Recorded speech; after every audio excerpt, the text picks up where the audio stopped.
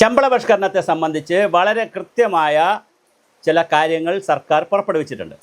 അതിനെ സംബന്ധിച്ച് ഒരു രേഖ ഇപ്പോൾ പുറത്തുവിട്ടിട്ടുണ്ട്. ആ രേഖ നമ്മൾ ഈ ഗ്രൂപ്പിലിടുന്നതാണ്, അതിൻ്റെ PDF ഉൾപ്പെടെ ഗ്രൂപ്പിലിടുന്നതാണ്. കഴിയുന്നത്ര ആളുകൾ ആ രേഖ എടുത്ത് വായിക്കുകയും നിങ്ങളുടെ അഭിപ്രായങ്ങൾ സർക്കാരിൽ അറിയിക്കുകയും ചെയ്യണം. എനിക്കല്ല അറിയിക്കേണ്ടത്, എനിക്ക് ഈ ചാനലിൽ നിങ്ങൾ കമൻ്റ് ഇട്ടോളൂ, കമൻ്റ് ഇട്ടതുകൊണ്ട് കാര്യമില്ല. പക്ഷെ ഗവൺമെൻറ്റിലാണ് അറിയിക്കേണ്ടത്. അതായത് ഗവൺമെൻറ്റിൻ്റെ ഔദ്യോഗിക വെബ്സൈറ്റായിട്ടുള്ള www.prc.kerala.gov.in എന്ന് പറയുന്ന ഒരു വെബ്സൈറ്റിൽ www.prc.kerala.gov.in ഈ വെബ്സൈറ്റിൽ നിങ്ങൾ കയറി കഴിഞ്ഞാൽ ശമ്പള പരിഷ്കരണ കമ്മീഷൻ കേരള സർക്കാർ തിരുവനന്തപുരം എന്നുള്ള ഒരു ചോദ്യാവലി കിട്ടും. ശമ്പള പരിഷ്കരണം 2024 എന്നുള്ളതാണ്. അതിന് 16 പേജുള്ളൊരു രേഖയാണത്. അതിൽ പാർട്ട് 1 ഒരു ആമുഖമുണ്ട്. എന്തിനാണ് ഈ ശമ്പള പരിഷ്കരണ കമ്മീഷനെ വെച്ചത്, കമ്മീഷൻ്റെ മാൻഡേറ്റ് എന്താണ്, part time contingent service, casual service സ്വീപ്പർമാർ ഉൾപ്പെടെയുള്ള സർക്കാർ സർവീസിലെ എല്ലാ തസ്തികകളെ സംബന്ധിച്ചും, അതുപോലെ UGC AICT ശമ്പളം വാങ്ങുന്നവർ ഒഴിച്ചുള്ള ബാക്കിയുള്ള ആളുകളെ സംബന്ധിച്ചും, അതുപോലെ തന്നെ ഹൈക്കോടതി ജീവനക്കാർ, മുനിസിപ്പൽ കോർപ്പറേഷൻ ജീവനക്കാർ, കണ്ടിജൻറ്റ് ജീവനക്കാർ, വിവിധ ഗ്രാൻഡ് എയ്ഡ് സ്ഥാപനങ്ങളിലെ തസ്തികകളിൽ, വാട്ടർ അതോറിറ്റി, ഇങ്ങനെ തുടങ്ങി കേരളത്തിലെ വളരെ പ്രധാനപ്പെട്ട എല്ലാ സ്ഥാപനങ്ങളുടെയും ജീവനക്കാരുടെ സേവന വേതന വ്യവസ്ഥകൾ പരിഷ്കരിക്കുക എന്നുള്ളതാണ് ഇതിൻ്റെ കടമ. അതുപോലെ തന്നെ അവരുടെ ആനുകൂല്യങ്ങൾ നടത്തുന്നത് നോക്കുക, കേന്ദ്ര ഗവൺമെൻറ്റുമായി ഇതിന് വരുന്ന പാരിറ്റി ഡിഫറൻസ് എന്തുണ്ടെങ്കിലും നോക്കുക, സ്ത്രീ സൗഹൃദമായ ഓഫീസ് അന്തരീക്ഷം ഉണ്ടാക്കുന്ന എങ്ങനെയെന്ന് നോക്കുക, അങ്ങനെ നിലവിലെ സർവീസ് സംഘടന, സർവീസ് ചട്ടങ്ങൾ ശരിയാണോ എന്ന് നോക്കുക, സർവീസ് ഘടന ശരിയാണോ എന്ന് നോക്കുക, പ്രൊമോഷൻ പാറ്റേൺ ശരിയാണോ എന്ന് നോക്കുക, അതുപോലെ തന്നെ എന്താണ് ഈ ഹയർ ഗ്രേഡ് കൊടുക്കുന്ന ശരിയാണോ എന്ന് നോക്കുക. ഇങ്ങനെ ശമ്പള നിർമ്മാണവുമായി ബന്ധപ്പെട്ട മുഴുവൻ കാര്യങ്ങൾ, അതുപോലെ പെൻഷൻകാരുടെ പെൻഷനെ സംബന്ധിച്ചുള്ള കാര്യങ്ങൾ നോക്കുക. ഇതെല്ലാം സംബന്ധിക്കുന്ന ഒരു ചോദ്യാവലിയാണത്. ഈ ചോദ്യാവലിയുടെ ഏറ്റവും വലിയ പ്രത്യേകത, ഈ ചോദ്യാവലി നിങ്ങൾക്ക് എടുത്തതിന് ശേഷം അതിന് പാർട്ട് 1 ഒരു ആമുഖം, പാർട്ട് 2 ഒരു പശ്ചാത്തലക്കുറിപ്പ്, പാർട്ട് 3 എന്ന് പറയുന്നത് പട്ടികകൾ കൊടുത്തിട്ടുണ്ട്. വിവിധ വകുപ്പുകളിലെ ഉദ്യോഗസ്ഥരുടെ എണ്ണം 3,87,096 ജീവനക്കാർ, സർക്കാരിൻ്റെ ഔദ്യോഗിക ജീവനക്കാർ, പിന്നെ 5,23,266 പേരാണ് ടോട്ടൽ. ഈ aided school, aided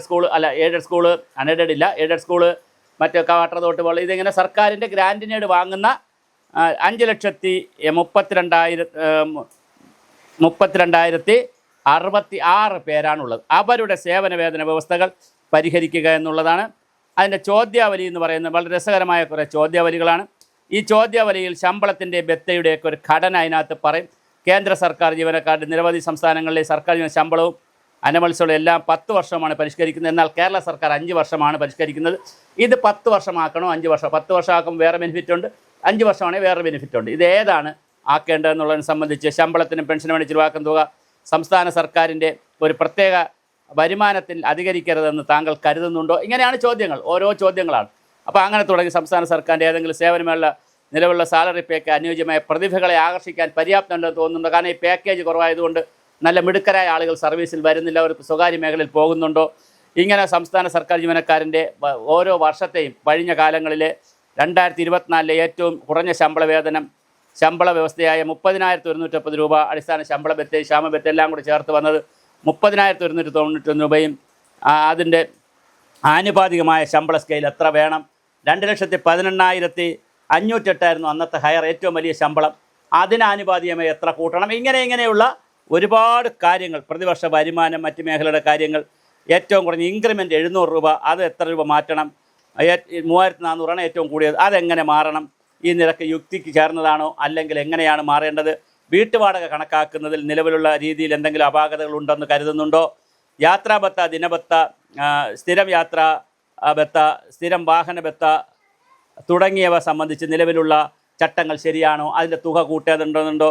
special allowance, compensatory allowance, risk allowance, non practising allowance, uniform allowance, additional special allowance തുടങ്ങിയ ആനുകൂല്യങ്ങൾ ജീവനക്കാർക്ക് അനുവദിക്കും. ഇവയിൽ എന്തെങ്കിലും അലവൻസിൽ മാറ്റം വരുത്തണോ? കേന്ദ്ര സർക്കാർ ജീവനക്കാരെയും സംസ്ഥാന സർക്കാർ ജീവനക്കാരുടെ അലവൻസുകൾ തമ്മിലുള്ള ഇമ്പാരിറ്റി ഉണ്ടോ, അല്ലെങ്കിൽ ഇമ്പാർഷ്യൽ ഉണ്ടോ, അല്ലെങ്കിൽ എന്തെങ്കിലും പ്രശ്നമുണ്ടോ? അതെങ്ങനെ മാറ്റാം? ഇങ്ങനെ തുടങ്ങി പ്രൊമോഷനുമായി ബന്ധപ്പെട്ട വിഷയങ്ങൾ, സ്ഥാനക്കയറ്റ രീതികൾ ചുവടെയുണ്ട്. സമയബന്ധിതമായ ഹയർ ഗ്രേഡ്, കരിയർ അഡ്വാൻസ് സ്കീമിന് കീഴിലുള്ള non cadre grade promotion, ratio അടിസ്ഥാനമാക്കിയുള്ള ഹയർ ഗ്രേഡുകൾ, ഒഴിവ് അടിസ്ഥാനമാക്കിയുള്ള സ്ഥാനക്കയറ്റങ്ങൾ, ഇങ്ങനെ തുടങ്ങിയ സേവനത്തിലെ ഗുണനിലവാരം, കാര്യക്ഷമത, ഇങ്ങനെ വകുപ്പ് തല പരീക്ഷകൾ, ഇങ്ങനെ പിന്നെ പെൻഷൻകാരുടെ കാര്യങ്ങളുണ്ട്. KSR അനുസരിച്ചുള്ള നിലവിലുള്ള സ്റ്റാറ്റ്യൂട്ടറി പെൻഷൻ പദ്ധതി മെച്ചപ്പെടുത്തുന്നതിനുള്ള നിർദ്ദേശം വല്ലതുണ്ടോ? അഷ്യൂർഡ് പെൻഷൻ്റെ സ്ഥിതികൾ എങ്ങനെയാണ്?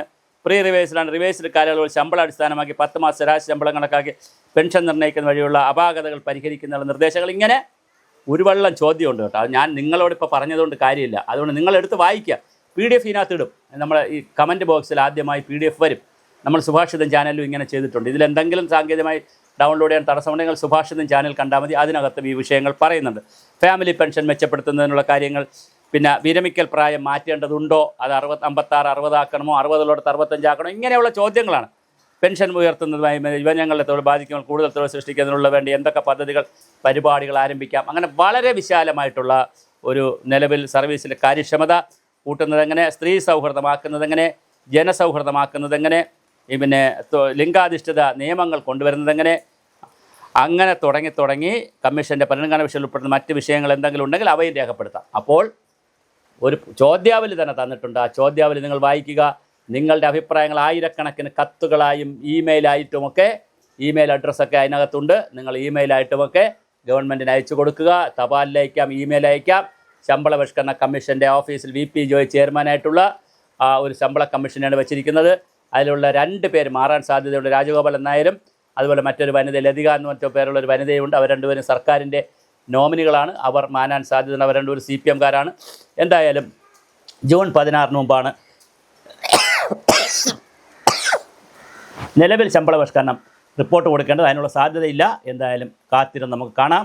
വരുന്നിടത്ത് വെച്ച് നമുക്ക് കാണാം. എന്തായാലും നിങ്ങൾ ദയവായി ഒരല്പസമയമെടുത്ത് നിങ്ങളുടെ ജീവിതത്തിൻ്റെ പ്രശ്നമാണെന്ന് കണക്കാക്കി സർവീസ് സംഘടനകളും വ്യക്തികളും നിങ്ങൾ ഗ്രൂപ്പുകളായി ഇരുന്ന് 16 പേജുള്ള ഈ ഇതൊന്ന് ഡൗൺലോഡ് ചെയ്ത് നിങ്ങളുടെ അഭിപ്രായങ്ങൾ മനോഹരമായി ടൈപ്പ് ചെയ്ത് എഴുതിയോ ഗവൺമെൻറ്റിനെ അറിയിക്കുക. നല്ല നിർദ്ദേശങ്ങൾ ചെല്ലട്ടെ, ആയിരക്കണക്കിന് നിർദ്ദേശങ്ങൾ ചെല്ലട്ടെ.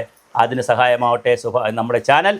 എല്ലാവരും ഇത് ചെയ്യുക. സർക്കാർ സർവീസിനോടൊപ്പം, സർക്കാർ നയങ്ങളോടൊപ്പം ഞാനും ഉണ്ട്. സർക്കാരിൻ്റെ ഈ പറയുന്ന ശമ്പള പരിഷ്കരണത്തിൽ ഏറ്റവും നല്ല പാക്കേജ് എല്ലാവർക്കും കിട്ടട്ടെ. നിങ്ങൾ പരമാവധി നിർദ്ദേശങ്ങൾ അയച്ചു കൊടുക്കുക.